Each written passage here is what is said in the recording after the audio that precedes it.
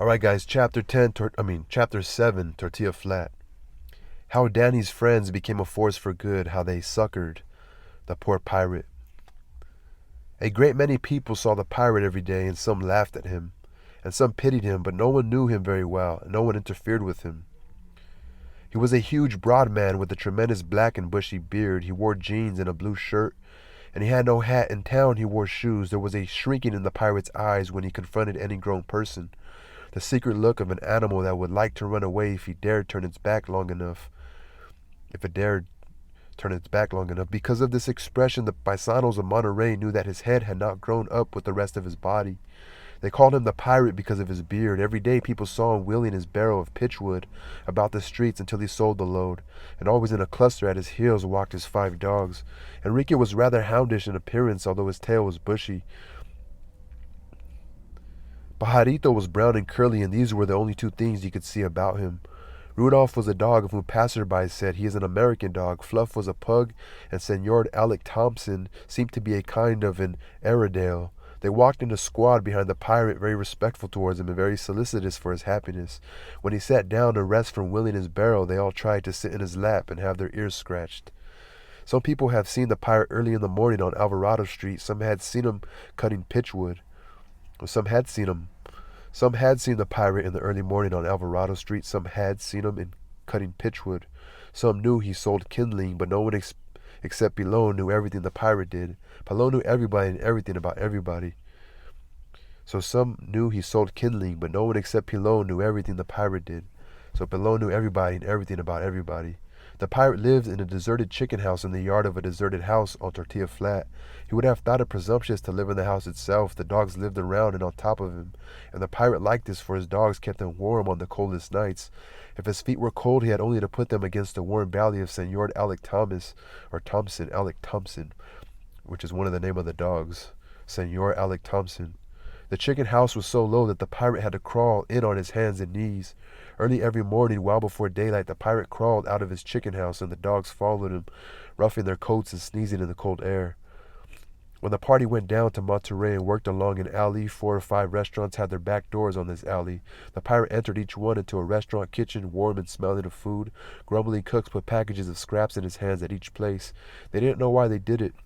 When the pirate had visited each door and had his arms full of parcels, he walked back up the hill to Monroe Street and entered a vacant lot, and the dogs excitedly swarmed about him. Then he opened the parcels and fed the dogs. For himself, he took bread or a piece of meat out of each package, but he did not pick the best for himself. The dogs sat down about him, licking their lips nervously and shifting their feet while they waited for food. They never fought over it, and that was a surprising thing. The pirates' dogs never fought each other, but they fought everything else that wandered the streets of Monterey on 4 legs. It was a fine thing to see the pack of 5 hunting fox terriers and Pomeranians like rabbits. Daylight had come by the time the meal was over. The pirate sat on the ground and watched the sky turn blue with the morning. Below him he saw the schooners put out to sea with decking loads of lumber. He heard the bow buoy ringing sweetly off the China Point. The dogs sat about him and gnawed at the bones. The pirate seemed to be listening to the day rather than seeing it, for while his eyes did not move about, there was an air of attentiveness in them. His big hands strayed to the dogs, and his fingers worked soothingly in the coarse hair. After about a half an hour, the pirate went to the corner of the vacant lot, threw the covering of sacks from his wheelbarrow, and dug up his axe out of the ground, where he buried it every evening. Then up the hill he pushed the barrow and into the woods until he found a dead tree full of pitch. By noon he had a load of fine kindling, and then, still followed by his dogs, he walked the streets until he had sold a load for 25 cents. It was possible to observe all this, but what he did with the quarter no one could tell. He never spent it in the night. Guarded from danger by his dogs, he went into the woods and hid the day's quarter with hundreds of others. Somewhere he had a great hoard of money. Pilon, that acute man from whom no details of the life of his fellows escaped, and who was doubly delighted to come upon those secrets that nestled deep into the brains of his acquaintances, discovered the pirate's hoard by a logical process. Pilon reasoned thus: every day that pirate has a quarter. If it is 2 dimes and a nickel, he takes it to a store and gets a 25-cent piece. He never spends any money at all. Therefore he must be hiding it. Pilon tried to compute the amount of the treasure. For years the pirate had been living in this way. 6 days a week he cut pitchwood, and on Sundays he went to church. His clothes he got from the back doors of houses, his food at the back doors of restaurants.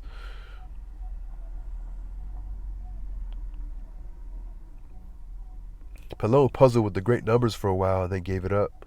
The pirate must have at least $100, he thought. For a long time, Palone had considered these things, but it was only after the foolish and enthusiastic promise to feed Danny that the thought of the pirate's hoard gained any personal significance to Palone.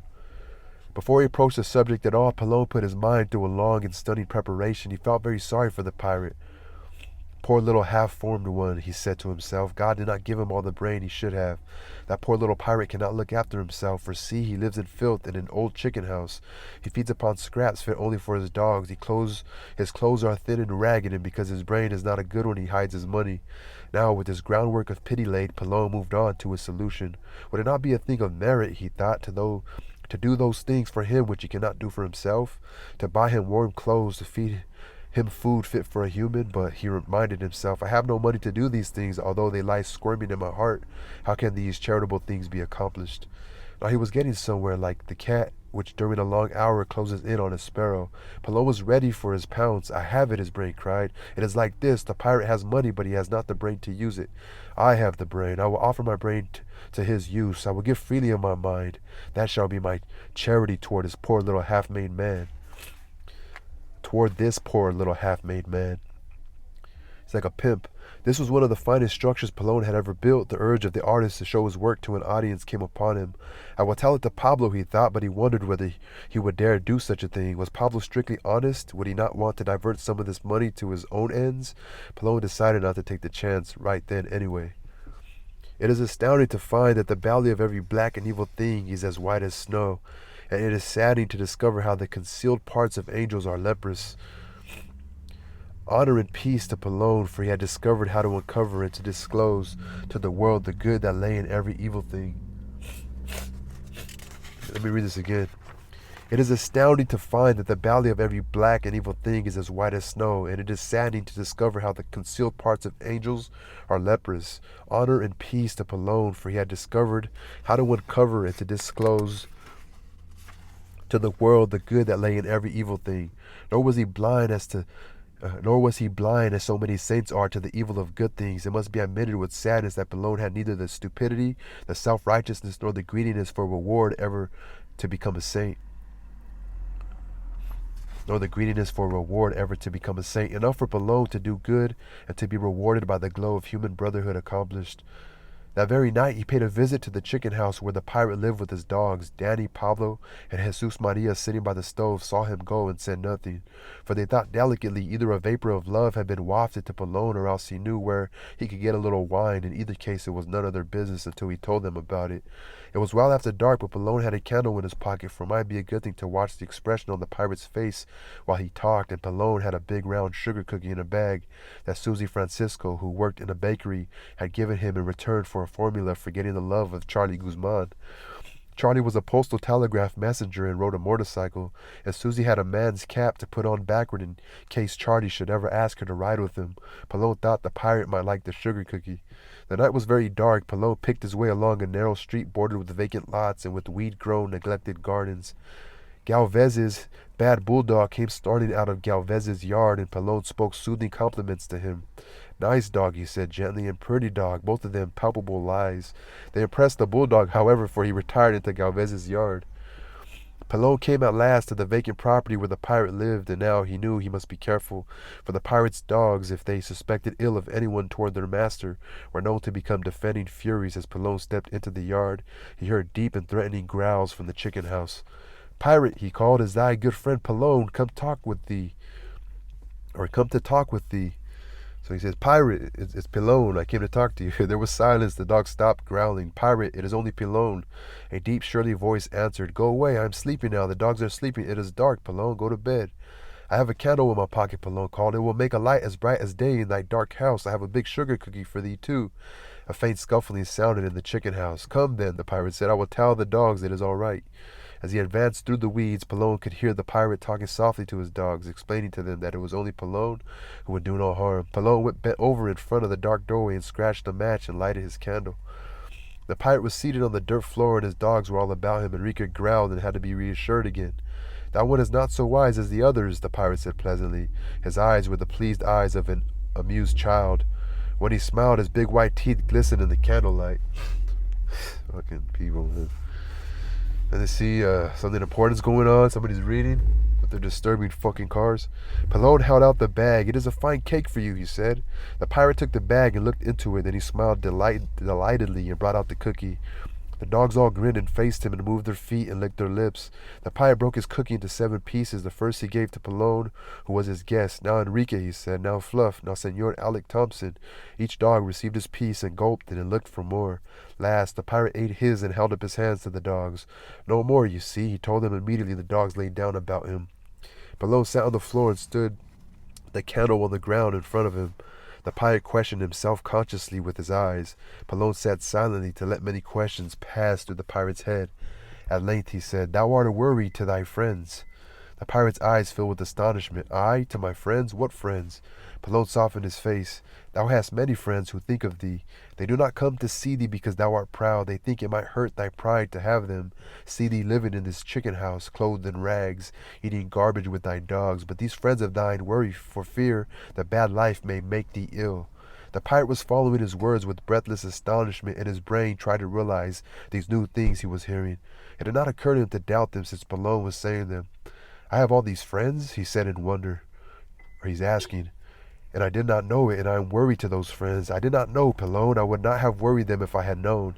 He swallowed to clear his throat of emotion. "You see, Pallone, the dogs like it here, and I like it because of them. I did not think I was a worry to my friends." Tears came into the pirate's eyes. "Nevertheless," Pallone said, "thy mode of living keeps all thy friends uneasy." The pirate looked down at the ground and tried to think clearly, but as always, when he attempted to cope with the problem, his brain grew gray and no help came from it, but only a feeling of helplessness. He looked to his dogs for protection, but they had gone back to sleep, for it was none of their business, and then he looked earnestly into Pallone's eyes. "You must tell me what to do, Pallone. I did not know these things." It was too easy. Pallone was a little ashamed that it should be so easy. Again, Pallone's a manipulator. He hesitated, nearly gave it up, but then he knew he would be angry with himself if he did. "Thy friends are poor," he said. "They would like to help thee, but they have no money. If thou hast money hidden, bring it out into the open. Buy thyself some clothes, eat food that is not cast out by other people. Bring thy money out of its hiding place, pirate." Pallone had been looking closely at the pirate's face while he spoke. He saw the eyes droop with suspicion and then with sullenness. In a moment, Pallone knew 2 things certainly. First, that the pirate had money hidden, and second, that it was not going to be easy to get at it.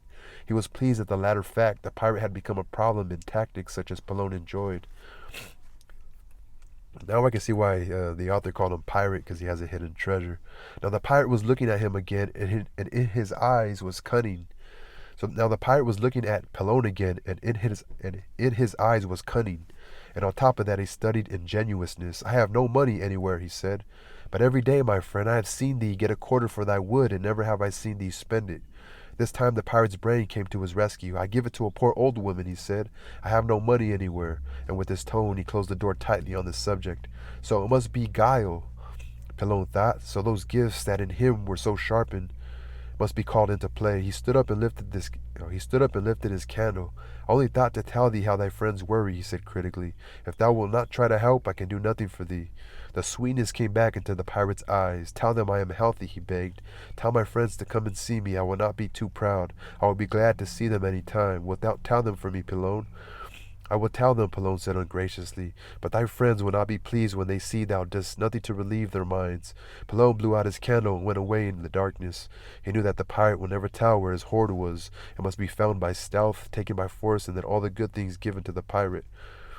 It was the only way. And so Pallone set himself to watch the pirate. He followed him into the forest when he went to cut kindlings. He lay in wait outside the chicken house at night. He talked to him long and earnestly, and nothing came of it. The treasure was as far from discovery as ever.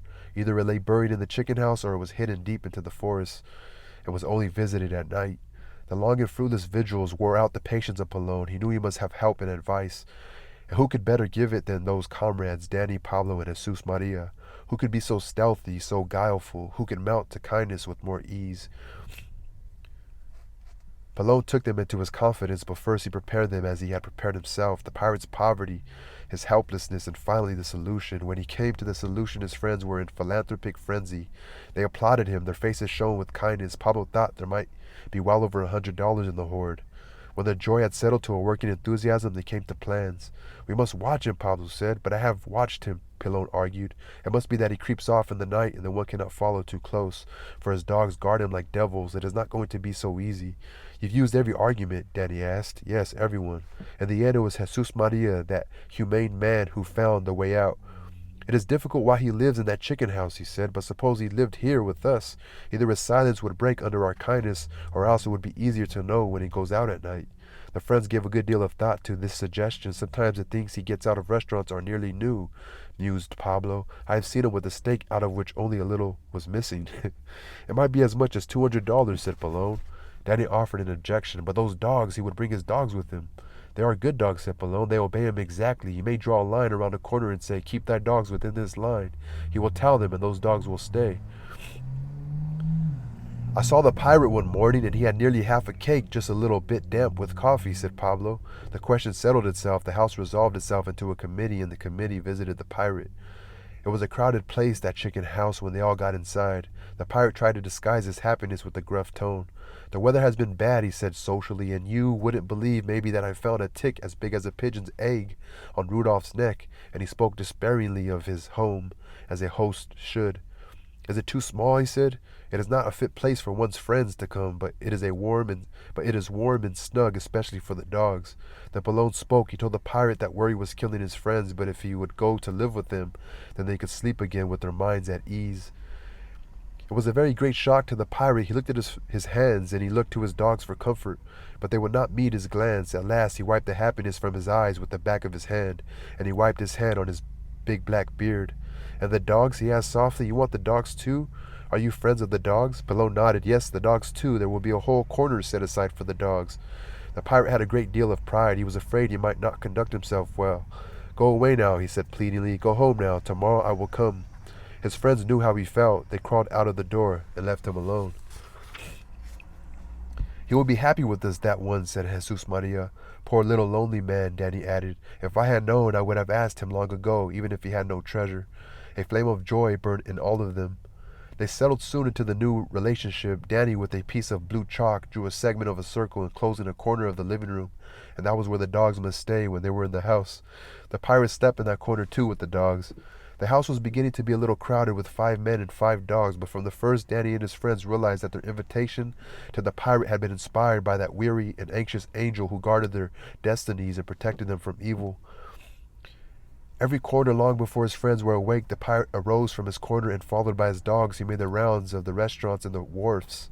He was one of those for whom everyone feels a kindliness. His packages grew larger. The paisanos received his bounty and made use of it. Fresh fish, half pies, untouched loaves of stale bread, meat that required only a little soda to take the green out. They began really to live. And their acceptance of his gifts touched the pirate more deeply than anything they could have done for him. There was a light of worship in his eyes as he watched them eat the food he brought. In the evening, when they sat about the stove and discussed the doings of Tortilla Flat with the lazy voices of fed gods, the pirate's eyes darted from mouth to mouth, and his own lips moved. Whispering again the words his friends said, the dogs pressed in about him jealously. These were his friends, he told himself in the night when the house was dark, when the dogs snuggled close to him so that all might be warm. These men loved him so much that it worried them to have him alone. The pirate had often to repeat to himself, for it was an astounding thing, an unbelievable thing. His wheelbarrow stood in Danny's yard now, and every day he cut his pitchwood and sold it. But so afraid was the pirate that he might miss some word his friend said in the evening, might not be there to absorb some stream of the warm companionship, that he had not visited his hoard for several days to put the new coins there. His friends were kind to him. They treated him with a sweet courtesy, but always there was some eye open upon him. When he wheeled his barrow into the woods, one of his friends walked with him and sat on a log while he worked. When he went into the gulch the last thing at night, Danny or Pablo or Palone or Jesus Maria kept him company. And in the night he must have been very quiet to have crept out without a shadow behind him. I just want to remember, so it's Palone, Pablo, Jesus Maria, and Danny. For a week the friends merely watched the pirate, but at last the inactivity tired them. Direct action was out of the question, they knew, and so one evening the subject of the desirability of hiding one's money came up for discussion. Palone began it. "I had an uncle, a regular miser, and he hid his gold in the woods, and one time he went to look at it, and it was gone. Someone had found it and stolen it. He was an old man then, and all his money was gone, and he hanged himself." Palone noticed with some satisfaction the look of apprehension that came upon the pirate's face. Danny noticed it too, and he continued, "The viejo, my grandfather, who owned this house, also buried money. I do not know how much, but he was reputed a rich man, so there must have been $300 or $400. The viejo dug a deep hole and put his money in it, and then he covered it up, and then he strewed pine needles over the ground until he thought no one could see that anything had been there, or had been done there. But when he went back, the hole was open and the money was gone." The pirate's lips followed the words. A look of terror had come into his face. His fingers picked among the neck hairs of Senor Alec Thompson. The friends exchanged a glance and dropped the subject for the time being. They turned to the love life of Cornelia Ruiz. In the night, the pirate crept out of the house, and the dogs crept after him, and Palone crept after all of them. The pirate went swiftly into the forest, leaping with sure feet over logs and brush. Palone floundered behind him, but when they had gone at least 2 miles, Palone was winded and torn by vines. He paused to rest a moment, and then he realized that all sounds ahead of him had ceased. He waited and listened and crept about, but the pirate had disappeared. After 2 hours, Palone went back again slowly and tiredly. There was a pirate in the house, fast asleep among his dogs. The dogs lifted their heads when Palone entered, and Palone thought they smiled satirically at him for a moment. A conference took place in the gulch the next morning. "It is not possible to follow him," Palone reported. "He vanished. He sees in the dark. He knows every tree in the forest. We must find some other way." "Perhaps one is not enough," Pablo suggested. "If all of us should follow him, then one might not lose track of him." "We will talk again tonight," said Jesus Maria, "only worse. A lady I know is going to give me a little wine," he added modestly. "Maybe if the pirate has a little wine in him, he will not disappear so easily." So it was left. Jesus Maria's lady gave him a whole gallon of wine. What could compare with the pirate's delight that evening when a fruit jar of wine was put into his hand, when he sat with his friends and sipped his wine and listened to the talk? Such joy had come rarely into the pirate's life. He wished he might clasp these dear people to his breast and tell them how much he loved them. But that was not a thing he could do, for they might think he was drunk. He wished he could do some tremendous thing to show them his love. "We spoke last night of burying money," said Palone. "Today I remembered a cousin of mine, a clever man. If anyone in the world could hide money where it would never be found, he could do it. So we took his money and hid it. Perhaps you have seen him, that poor little one who crawls about the wharf and begs fish heads to make soup of. That is my cousin. Someone stole his buried money." The worry came back into the pirate's face. Story topped story, and each one, all manner of evil, dodged the footsteps of those who hid their money. "It is better to keep one's money close, to spend some now and then, to give a little to one's friends," Danny finished. And Danny's a manipulator too. They had been watching the pirate narrowly, and in the middle of the worst story they had seen the worry go from his face and a smile of relief take its place. Now he sipped his wine and his eyes glittered with joy. The friends were in despair. All their plans had failed. They were sick at heart. After all their goodness and their charity, this had happened. The pirate had in some way escaped the good they had intended to confer upon him. They finished their wine and went moodily to bed. Few things could happen in the night without Palone's knowledge. His ears remained open while the rest of him slept. Excuse me. Few things could happen in the night without Palone's knowledge. His ears remained open while the rest of him slept. He heard the stealthy exit of the pirate and his dogs from the house. He leaped to awaken his friends, and in a moment the four were following the pirate in the direction of the forest. It was very dark when they entered the pine forest. The four friends ran into trees, tripped on berry vines, but for a long time they could hear the pirate marching on ahead of them. They followed as far as Palone had followed the night before, and then suddenly silence and the whispering forest and the vague night wind. They combed the woods and the brush patches, but the pirate had disappeared again. At last, cold and disconsolate, they came together and trudged wearily back toward Monterey. The dawn came before they got back. The sun was already shining on the bay. The smoke of the morning fires had roasted them out of Monterey. The pirate walked out on the porch to greet them, and his face was happy. They passed him solely and filed into the living room. There on the table lay a large canvas bag. "I told thee I had no money, for I was afraid. I do not know about my friends then. You have told how hidden money is so often stolen, and I am afraid again. Only last night did a way out come to me. My money will be safe with my friends. No one can steal it if my friends guard it for me." The four men stared at him in horror. "Take thy money back to the woods and hide it," Danny said vaguely. "We do not want to watch it." "No," said Pirate, "I would not feel safe to hide it, but I will be happy knowing my friends guard it for me. You would not believe it, but the last 2 nights someone followed me into the forest to steal my money. Terrible as the blow was, Palone, that clever man, tried to escape it. Before this money is put into our hands, maybe you would like to take some out," he suggested smoothly. The pirate shook his head. "No, I cannot do that. It is promised. I have nearly 1,000 2 bitsies. When I have 1,000, I will buy a good candle stick for San Francisco de Assisi. No, I cannot do that. It is promised. I have nearly 1,002 bitsies. When I have 1,000, I will buy a gold candlestick for San Francisco de Assisi. Once I had a nice dog, and that dog was sick, and I promised a gold candlestick of 1,000 days if that dog would get well. And he spread his great hands. That dog got well.